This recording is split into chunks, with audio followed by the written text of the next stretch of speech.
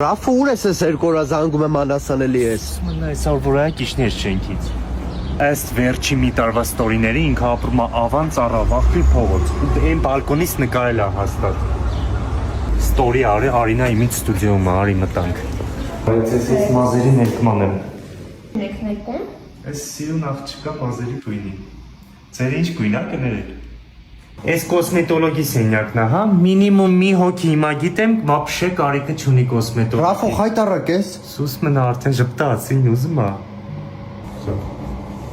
Ռաֆո արի դե գնանք ամոթ հա։ Չէ, մինչև էս աղջիկին, չէ, մինչև չխոսատես չեն գնում։ Ինձ եղունգների էր գրանցեք էլի։